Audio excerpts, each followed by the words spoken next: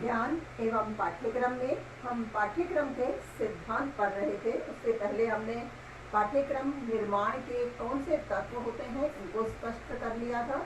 अब पाठ्यक्रम निर्माण के सिद्धांत में भी मैंने एक सिद्धांत पढ़ा दिया था, शिक्षा के लक्ष्यों की प्राप्ति में किस प्रकार पाठ्यक्रम का ध्यान रखा जाता है कि कैसे वो शैक्षिक लक्ष्यों की प्राप्ति में सहायक सिद्ध हो सके।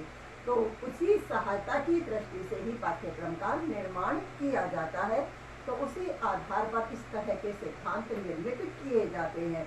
फिर दूसरे, जैसे हम सिद्धांत की बात करें, इससे आगे बाल केंद्रितता का सिद्धांत।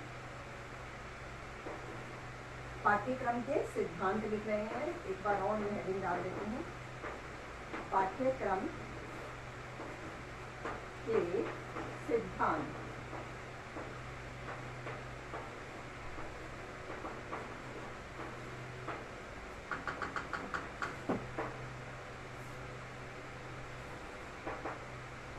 इसमें हम बाल केंद्रितता का सिद्धांत पढ़ेंगे। दूसरा,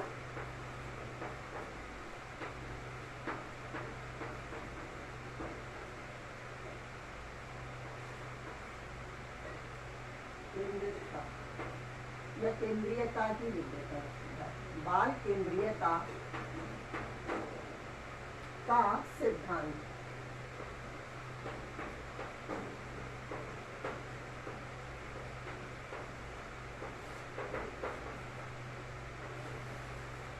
जैसा कि हम सभी जानते हैं कि किस तरह से जो प्राचीन शिक्षा पद्धति थी उसमें जो शिष्य होते थे किस तरह से गुरुकुल में रहकर गुरु की आज्ञा मानते हुए अपनी शिक्षा को ग्रहण करते थे, और वहाँ गुरु की आज्ञा के अनुसार ही रहना, खाना पीना, किस तरह से अपनी सारी दिनचर्या है उन्हीं के अनुसार उन्हें एडजस्टमेंट करना होता था। और गुरु की आज्ञा की अवहेलना किसी भी प्रकार से नहीं की जाती थी, और गुरु ही सर्वोपरि होता था। किस प्रकार प्रवचन के माध्यम से, व्याख्यान विधि के माध्यम से ही शिक्षा प्रदान की जाती थी। लेकिन धीरे धीरे जैसे शिक्षा जो विधियां हैं उनमें कुछ अंतर आया है। अब जो शिक्षा, जैसे मनोविज्ञान का प्रयोग जब शिक्षा में किया जाने लगा है, और मनोविज्ञान की तो कई शाखाएं हैं, जैसे उसमें से शिक्षा मनोविज्ञान को शिक्षा में जोड़ा गया है। और जैसे कि इससे पहले भी हमने पढ़ा है कि मनोविज्ञान को व्यवहार का विज्ञान कहा गया है। व्यवहारिक दृष्टि से किस प्रकार से शिक्षा बालकों के लिए उपयोगी सिद्ध हो सकती है, और किस प्रकार उन पर, जैसे कि एक तरह से पढ़ाई का वजन भी ज़्यादा ना हो, बोझ भी ना हो, जैसे बताया भी गया है, जैसे एनसीएफ 2005 में भी बताया गया था कि किस तरह से बिना वजन के यानी बिना बोझ के उनको पढ़ाई करवाई जाए, तो विदाउट बर्डन एजुकेशन उनको दी जाए। इस तरह से बालकों का ही विशेष ध्यान रखना, वही क्या होता है, एक तरह से बाल केंद्रीयता में आता है, बाल केंद्रीयता के सिद्धांत में आता है। जो पाठ्यक्रम है, अब इस पाठ्यक्रम का निर्माण जो किया जाना है, जो जिस तरह के पाठ्यक्रम का निर्माण किया जाना है उसमें इस तरह के सिद्धांत का भी ध्यान रखना है कि जैसे जहाँ बाल से अर्थात बालक को केंद्रीय रूप में रखा जाए, यहाँ शिक्षक की भूमिका को गौण माना गया है और बालक की भूमिका को प्रमुख माना गया है, और बालक की क्या आवश्यकताएं हैं, कितनी उसकी किस विषय में रुचि है, क्या उसकी क्षमता है, किस तरह के कार्य को वह कर सकता है, इस तरह से बालक की शैक्षिक रुचियों को, अभिक्षमताओं को, अभिवृत्तियों को समझकर ध्यान में रखकर ही पाठ्यक्रम का निर्माण किया जाता है। इसीलिए पाठ्यक्रम के निर्माण के लिए भी कुछ सिद्धांत रखे गए हैं, और उसमें बाल केंद्रीयता का सिद्धांत भी प्रमुख रूप से रखा गया है कि जैसे बालक है, छात्र हैं, उनका विशेष रूप से ध्यान रखा जाए।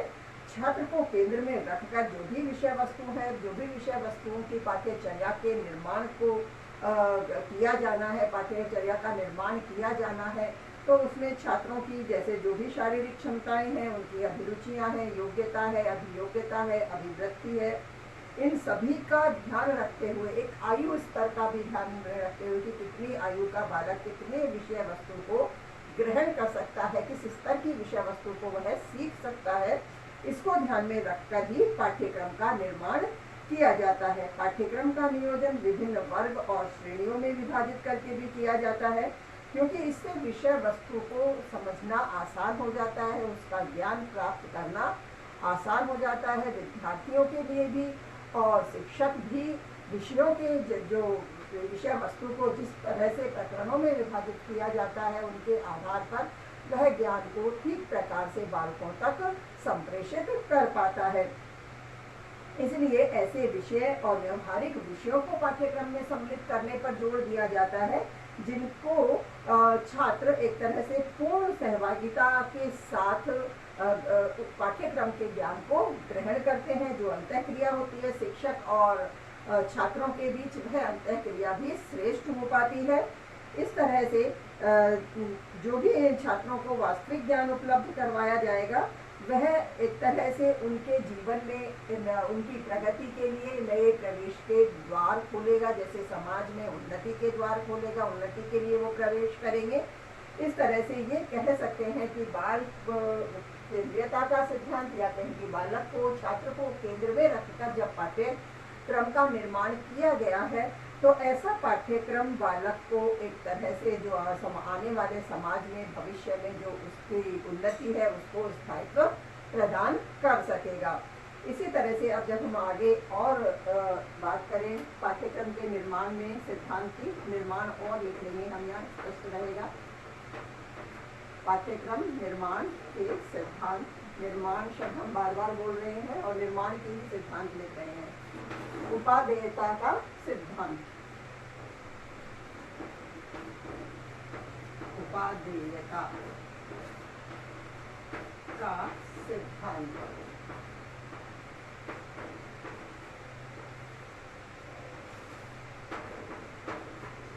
और देखिए जैसे उपादेयता शब्द तो उपयोगी होने की दृष्टि से, अब जैसे जो बात अभी हमने की थी किस प्रकार से बालक के लिए पाठ्यक्रम को उपयोगी होना चाहिए, तो इसका भी हमें ध्यान रखना चाहिए। ये नहीं केवल उसमें कोरा ज्ञान ही प्रदान किया जाए और वह ज्ञान उसे समाज में या अपने जीवन में किसी भी तरह से उपयोग करने में कोई इस तरह से उसके काम ना आए, तो इस तरह का ज्ञान या विधि या इस तरह का पाठ्यक्रम भी बेकार है जो कि किसी प्रकार के उपयोग में ना आए। तो इस बात का भी पाठ्यक्रम के निर्माण में हमें ध्यान रखना है कि पाठ्यक्रम बालक के लिए भविष्य में भावी जीवन में उपयोगी सिद्ध हो। तो इस दृष्टि से भी छात्रों को भावी जीवन के स्वरूप को, उनको किस तरह से उन्हें अपना स्वरूप निश्चित करना है, इस स्वरूप को निश्चित करने में भी सहायक हो, मदद करे। तो इस तरह से इस कार्य के लिए भी एक तरह से शिक्षा ही उत्तरदायी होती है। शिक्षा के द्वारा ही बालक अपने भविष्य का निर्धारण करता है। शिक्षा के माध्यम से ही वह एक तरह से यह सीख पाता है कि भविष्य में वह किस प्रकार के कार्य को करने में समर्थ हो सकेगा। शिक्षा ही उसे यह निर्धारित करवाती है कि भविष्य में उसे किस प्रकार के क्षेत्र में अपने कार्य को आगे बढ़ाना चाहिए। जैसे हमने इससे पहले बात की थी, बालक की शैक्षिक अभिरुचि क्या है, उसकी क्षमता क्या है, क्या वो कर सकता है, किस क्षेत्र में उसकी रुचि है, इन बातों का निर्धारण भी शिक्षा के माध्यम से ही होता है। शिक्षा ही उसके लिए उत्तरदायी होती है। और शिक्षा का जैसे जो शिक्षा प्रदान करने का एक साधन है, जिसे हमने किसे बताया है, पाठ्यक्रम है। तो इस तरह से पाठ्यक्रम के निर्माण में बालक के लिए भावी जीवन में किस तरह के क्षेत्र को वह चुनेगा, इसका उत्तरदायित्व भी शिक्षा को ही निभाना है। और शिक्षा के माध्यम से जैसे वह उत्तरदायित्व पाठ्यक्रम पर आ जाता है, तो पाठ्यक्रम इस प्रकार से भावी जीवन में छात्रों के लिए उपयोगी सिद्ध हो सके, इसके लिए भी प्रयास किया जाना चाहिए। और इसीलिए जैसे बालक के जीवन के स्वरूप को निश्चित करने में पाठ्यचर्या है या कहें कि पाठ्यक्रम है, यह महत्वपूर्ण भूमिका निभाता है। बालकों के जीवन में उपयोगी ज्ञान को किस तरह से बालकों तक पहुंचाना है, यह लक्ष्य भी कौन निर्धारित करता है, शिक्षा ही निर्धारित करती है कि किस तरह से जो उपयोगी ज्ञान है वह बालकों तक पहुंचाया जाए। और शिक्षा जब इस लक्ष्य को निर्धारित करती है तो फिर वही बात आ जाती है, शिक्षा पाठ्यक्रम के माध्यम से उस लक्ष्य तक पहुंचने में सहायक होती है और पाठ्यक्रम ही इस उपयोगी लक्ष्य को पूरा करने में मदद करता है। तो वहाँ उसके निर्माण के समय इन बातों का भी ध्यान रखना है कि जैसे छात्र के जीवन के स्वरूप को किस तरह का आकार दिया जाना है या किस तरह से उसके स्वरूप को निश्चित किया जाना है, जिससे कि वह उपयोगी ज्ञान को प्राप्त करके किस तरह से, जैसे बालक अपने देश में, देश के प्रति प्रेम की भावना उसमें जागृत हो, किस तरह के जो हमारे देश के, हमारे समाज के, राष्ट्र के या कहें परिवार के समस्त, जैसे छोटी इकाई से लेकर हम बड़ी इकाई तक बात कर सकते हैं, परिवार, समाज, राज्य कह सकते हैं, राष्ट्र कह सकते हैं, फिर अमुक जैसे कि हमारी जो भारत की एक तरह से वसुधैव कुटुंबकम की धारणा है, यानी संपूर्ण पृथ्वी को ही हमारी संस्कृति में परिवार कहा गया है। तो उन संस्कृति के आदर्शों का भी अनुकरण करने की बात किस तरह से बालकों के अंदर, एक तरह से कहें कि बालकों के हृदय में जागृत की जाए, तो इन सब कार्यों को भी पाठ्यक्रम के माध्यम से ही पूरा किया जा सकता है। तो इस तरह से बालकों में देश प्रेम की भावना, आदर्शों का अनुकरण, मूल्यों की शिक्षा, मातृभाषा का महत्व, सामाजिकता, नागरिकता और सामाजिक क्रियाओं के कितनी भी जो भी सामाजिक क्रियाएं हैं, क्योंकि बालक जब वह समाज में रहता है तो विभिन्न प्रकार की सामाजिक क्रियाओं का व्यवहार भी उसे करना होता है। तो इन सभी के कार्यों की शिक्षा, इन सभी को व्याहत करने का किस प्रकार से उसे अपने जीवन में एक तरह से व्याहत करना है, किस तरह से कार्य करना है, इस प्रकार का कार्य या इस प्रकार की शिक्षा भी बालकों को दी जाती है। और इस तरह की शिक्षा पाठ्यक्रम के माध्यम से ही बालकों में प्रदान की जाती है, बालकों को प्रदान की जाती है। तो इस तरह से पाठ्यचर्या में सर्वाधिक उपयोगी पाठ्य वस्तु और या कहें प्रकरणों को प्राथमिकता दी जानी चाहिए, और उन्हीं के आधार पर जो हमारा पाठ्यक्रम है वह बालकों के भावी जीवन में उपयोगी सिद्ध हो सकेगा। इसी तरह से जैसे बाल केंद्रितता का सिद्धांत हो गया, हमने इससे पहले शैक्षिक लक्ष्यों की प्राप्ति का सिद्धांत भी पढ़ लिया था। अब किस तरह से पाठ्यक्रम बालकों के जीवन में उपयोगी सिद्ध हो, उनके जीवन के स्वरूप को निश्चित करने में सहायक हो, इस तरह का भी हमें पाठ्यक्रम के निर्माण के समय हमें ध्यान रखना है। ऐसे ही अब हम और बात करें व्यक्तित्व, जैसे कि प्रत्येक बालक होते हैं, सभी बालक एक समान नहीं होते। जैसे कक्षा में पढ़ने वाले विद्यार्थी होते हैं, तो पढ़ने वाले सभी विद्यार्थियों में अलग अलग प्रकार के विद्यार्थी होते हैं। जैसे शिक्षक किसी भी विषय वस्तु को, किसी भी प्रकरण को क्लास में वह सभी बच्चों को समान रूप से बताता है, समान रूप से वह व्याख्या करता है, या किसी भी प्रदर्शन जो भी कोई सामग्री है उसके माध्यम से वह प्रदर्शित करके भी स्पष्ट करता है। उसी प्रदर्शन या ज्ञान को संप्रेषित करने में शिक्षक ने समान भूमिका कक्षा के समस्त विद्यार्थियों के साथ व्यक्त की है।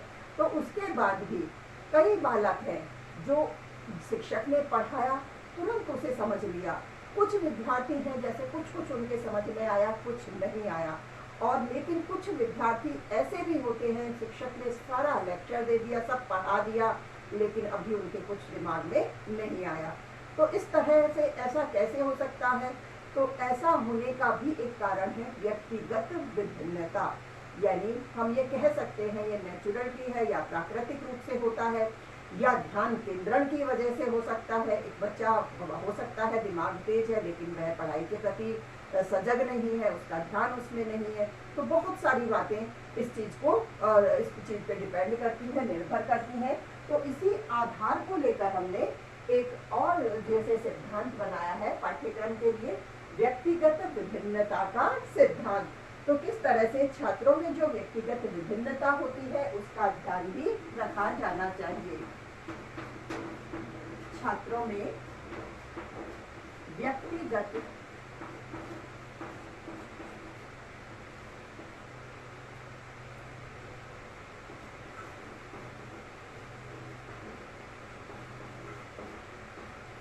विभिन्नता का सिद्धांत।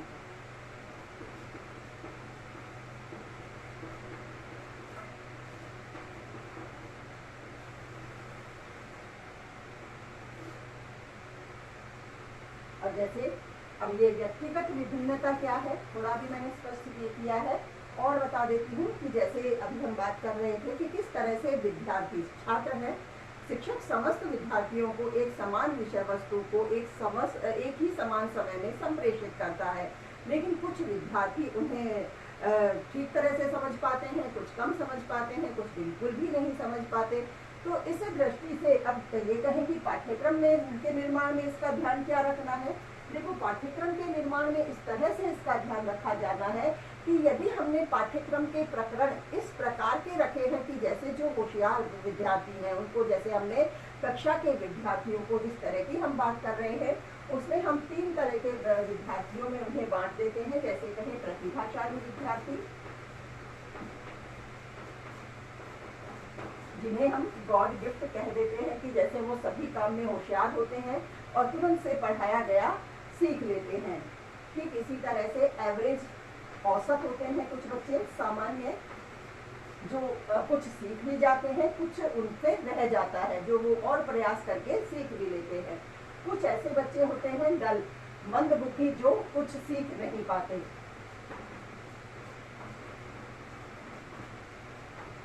तो इस तरह से हमारी कक्षा होती है। अब इस कक्षा में अब पाठ्यक्रम का जब हम निर्माण करते समय इस व्यक्तिगत विभिन्नता का यदि ध्यान न रखेंगे, यदि हमने इस तरह का पाठ्यक्रम रखा कि प्रतिभाशाली विद्यार्थी तुरंत समझ जाएंगे, कठिन ही हमने रखा है सारा, और वो सीख गए, वही सीख कर क्लास को आगे बढ़ जाएंगे, क्लास में से वही पास हो पाएंगे। एवरेज बच्चे हैं उनमें से भी 5 जैसे नहीं पढ़ पाएगी, और ये तो जैसे कुछ कर ही नहीं सकेंगे। तो इस तरह से यदि पाठ्यक्रम के निर्माण के समय हमें व्यक्तिगत विभिन्नता का ध्यान हमने नहीं रखा है, तो इस तरह की दिक्कत होती है, इस तरह की प्रॉब्लम क्रिएट हो जाती है। इसलिए व्यक्तिगत विभिन्नता का भी हमें पाठ्यक्रम के निर्माण के समय ध्यान रखना है, क्योंकि हमें बालकों की जो, जैसे कि प्रत्येक बालक होता है उसकी शैक्षिक अभिरुचि अलग होती है, उसकी अभियोग्यता अलग होती है, उसके सीखने की क्षमता अलग होती है, उसकी आवश्यकताएं भी अलग हो सकती हैं। तो इस दृष्टि से पाठ्यक्रम के निर्माण के समय इन व्यक्तिगत विभिन्नताओं का भी ध्यान रखा जाता है। इस तरह के प्रकरण पाठ्यक्रम में समाहित किए जाते हैं जो उनकी आवश्यकताओं को भी पूरा करते हैं।